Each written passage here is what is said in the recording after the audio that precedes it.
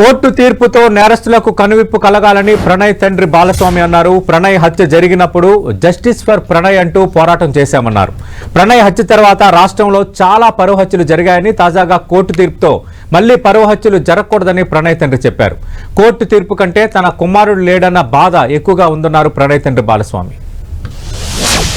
Pranay case విషయంలో నల్లగొండలో వచ్చినటువంటి తీర్పు ఏదైతే ఉందో ఆ తీర్పు ఒక నేరస్తులకు ఒక కనువిప్పు అనేది కలగాలి, కనువిప్పు కావాలి. ఎందుకంటే మా బాబు ప్రణయ్ హత్య జరిగినప్పుడు ఇదే చివరి హత్య జరగాలని చెప్పి జస్టిస్ ఫర్ ప్రణయ్ అని చెప్పి చాలా మేము పోరాటం చేశాము. కానీ ఆ హత్య తర్వాత కూడా చాలా హత్యలు జరగటం అనేది జరిగింది.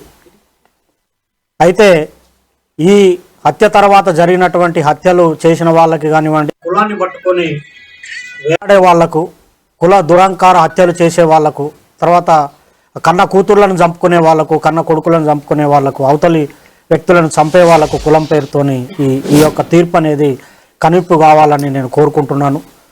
వాస్తవంగా ఈ ఇన్సిడెంట్ తర్వాత మీ అందరికీ తెలుసు, చాలా లాస్ అయిపోయాం మేము. ఇప్పుడు మాకు కొడుకు లేకుండా పోయాడు, అమృతకి భర్త లేకుండా, తర్వాత నా మనవనికి తండ్రి లేకుండా పోయాడు. తర్వాత మారుతిరావు ఆయన అమృత ఫాదర్ ఆయన కూడా సూసైడ్ చేసుకున్నాడు. తర్వాత ఇందులో ఉన్నటువంటి 7 మందికి ఆ సుభాష్ శర్మకి ఉరిశిక్ష, తర్వాత మిగతా 7గురికి 6 మందికి జీవిత ఖైదు విధించడం అనేది జరిగింది. వారి కుటుంబాలు కూడా బాధపడుతూ ఉంటాయి. కాబట్టి ఎవరైతే ఈ సుపారీలు తీసుకొని హత్యలు చేసే వాళ్ళకి ఇది ఒక కనువిప్పు కావాలి. ఏదన్నా ఉంటే మాట్లాడుకోవటం కానివ్వండి, సమస్య పరిష్కారానికి సామరస్యంగా చేసుకోవాలి తప్ప మేనేజ్ చేయొచ్చులే, వాళ్ళకి అంతో ఇంతో డబ్బులు ఇవ్వచ్చులే, మేనేజ్ చేయొచ్చులే అని చెప్పి చంపడం అనేది కరెక్ట్ కాదు. ఈ కేసు విషయంలో మమ్మల్ని కూడా అనేక రకమైనటువంటి ప్రలోభాలు పెట్టినప్పటికి కూడా మేము ఎక్కడ లొంగకుండా న్యాయం జరగాలి, ఈ హత్యతోని మిగతా కుల హత్యలు ఆగిపోవాలని చెప్పి మేము పోరాటం అనేది చేయటం జరిగింది. 6.5 సంవత్సరాలు మేము ఎదురు చూసాం న్యాయం కోసం, మేము సాక్ష్యం చెప్పి.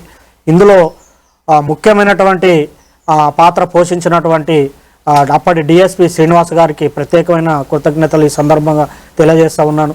ఎందుకంటే సారు ఐఓగా చాలా గొప్పగా ఆ కేసును పకడ్బందీగా, చాలామంది మమ్మల్ని అన్నారు ఎందుకు కేసు లేట్ అవుతుంది, ఛార్జ్షీట్ లేట్ అవుతుంది, ఏదో జరుగుతుందని. కానీ సార్ మీద మేము నమ్మకం పెట్టుకొని ఉండటం వల్ల లేట్ అయినప్పటికి కూడా ఒక పకడ్బందీ 200 పేజీల ఛార్జ్షీటు, దాదాపు 100 మంది సాక్షులను పెట్టి ఛార్జ్షీట్ వేసి గట్టిగా కేసును పకడ్బందీగా చేశారు. తర్వాత దానికి సహకరించినటువంటి ఎస్పీ రంగనాథ్ గారికి కూడా ఈ సందర్భంగా ప్రత్యేకమైన కృతజ్ఞతలు తెలియజేస్తూ ఉన్నాను.